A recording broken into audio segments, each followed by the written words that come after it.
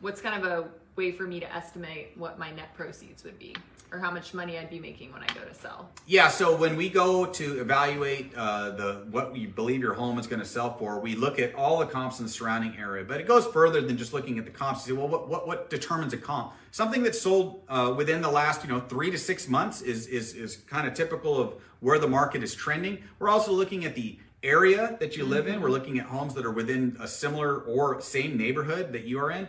We're also looking at the size and the age of the home. And the final thing that we're looking at we can't see before we get to your home is actually the condition of your home. There might be certain things about your home that have been that are really exceptional, that are really bringing your home to a higher price point than maybe what the comps actually show, and vice versa. We may be looking at price comps that when we get to your home, we say, oh, okay, well, maybe some of those amenities are missing.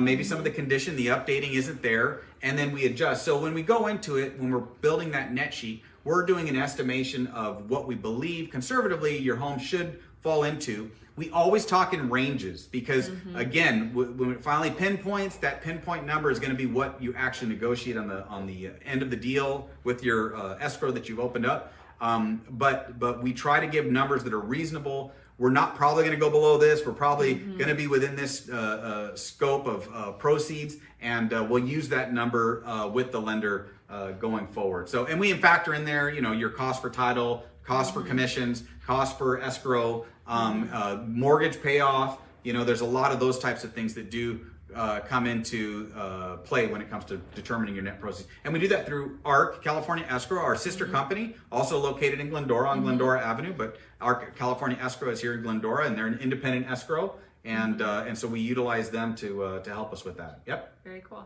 How long is the typical listing agreement for? So it's all negotiable. Number one, a listing agreement is completely negotiable. So it really depends on what is needed. Now, most of the time, because there's things that come up, we sign a listing agreement at the time that it gives us permission to go ahead and begin the process of working towards all of the things that need to happen, whether that's home staging, whether that's some light repair through concierge services, whether that professional photography, and also your own schedule. But it gives us permission to go ahead and start that. Now, the on-market date might come later, and then as far as the time frame, again, depending on those two initial starting dates, we could be looking at anywhere from, at minimum, maybe a 90-day contract, which gives us time for the home to go into market and get into escrow. And heaven forbid, it falls out of escrow because of some circumstance outside of us, that may have happened. It gives us permission to get the home back on the market without having to adjust that listing contract. But ideally, yes, we'd like to see a contract term anywhere from 90 days to maybe 120 days. I think is probably something that's reasonable. Gotcha. Next question. So earlier in the presentation, you said brokers open. What is a brokers open?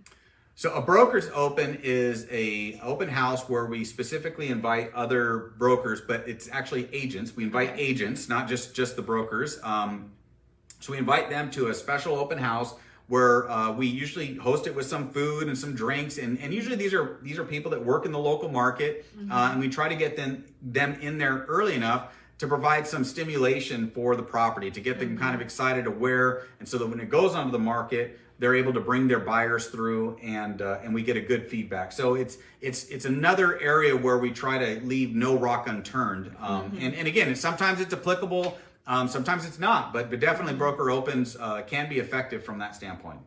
Very cool. Yeah. So let me just look. In terms of kind of general market, what's your take on where the market is right now? So where I see the market currently is that obviously it's a seller's market. There's no doubt about it. Despite the interest rate increase, we're still in a very hot seller's market. There's a lot of cash out there. There's an unreasonable amount of savings out there for a lot of home buyers. What we're still up against is a short, limited amount of inventory, a lot of limit on the choice that's out there for the demand that still exists. Now, granted, with inflation, with interest rates that have risen, our pool of buyers and some of that demand has shrunk, but it's so overflowing that we still are at a point where there is a ton of interest and demand on housing. And what we expect is that if anything, what we're experiencing today is maybe we're bumping up against a ceiling. We're not at all, no one anywhere, economist-wise, in the industry or outside the industry, analyzing housing trends is expecting a depression or a decline, a depreciation in housing prices. What we're expecting more or less is that we're going to see modest appreciation. And it's also very hyper market specific. So in the local area along the foothill communities, we still have extremely low inventory levels. We have extremely high demand, and we're not seeing that kind of plateauing quite yet. Now in the entry level market, and that's across the board, in all entry level markets, they definitely are more interest rate sensitive. And so there is some pressure there where they are starting to hit a bit of a plateau in terms of the pricing appreciation that's going on. But overall, it's by and large a seller's market, and prices are not expected to drop anytime in the near future. And I think anecdotally, it's like you see on Apple News all these headlines, and most of those articles are reporting on a national level. And I think that's the importance of, your local realtor, your local agent knows what's going on locally. And, that's right. In a seller's market, it's like it's not probably the time to be lowballing on a property just because you read a headline that said the market was going to go down. And so kind of to recap on everything we've talked about, busting these 7 home selling myths, I think, it's the invitation not only to show up to our Saturday seminars and to watch our, live streams and ask questions, but also reach out. And you might think, well, I'm not that serious about selling, I'm like not really considering it. I don't want to waste someone's time. And it's like really none of those conversations are a waste of time. If it's a hypothetical, if it's hey, in a year we've thought about selling, we really do welcome those conversations. And lots of times the conversation to talk about selling, it could start, 6 months or a year before your home actually goes on the market, because you may have to line up, a job or school or different life personal circumstances in order to make the move. And so we really do appreciate you watching our live stream, jumping on this nice Tuesday. That's right. We appreciate you guys being here, and to kind of summarize all that we've been talking about here. The truth is it's a conversation. It's a dialogue. The motivation for a seller to go ahead and say, I'm going to pick up and I'm going to move where I live. I'm going to take all my personal belongings, all of my life, familiarity, and by the way, all of the addresses that are attached to, like as far as credit cards, bank statements, Social Security, all those things.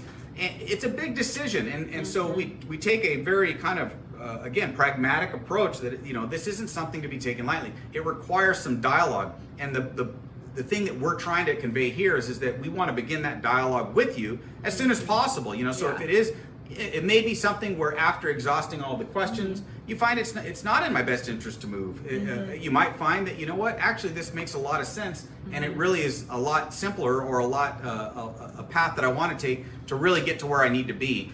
Whatever, again, that circumstance might be for your particular, yourself, your family, your household. But it does begin and it continues with a conversation. And again, we're equipped to kind of navigate you.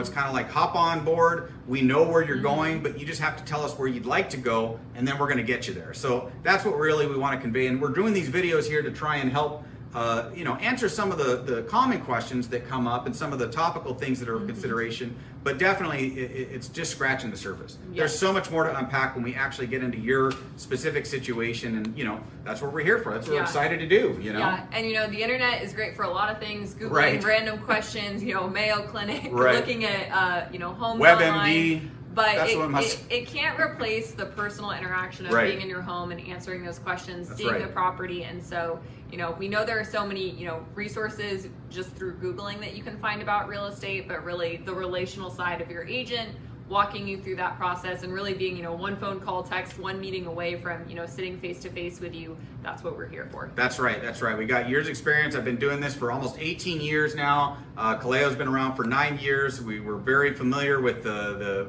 markets locally and even beyond our local markets. and we've got a lot of time and effort and energy that's been put into really making sure that we facilitate this whole process responsibly, professionally, and we take the burden, as much of the burden, out of moving for you as we can. So that's our objective, is to try and make that process, that experience, something that was rewarding. In the end, we got to where we wanted to go, and you know what?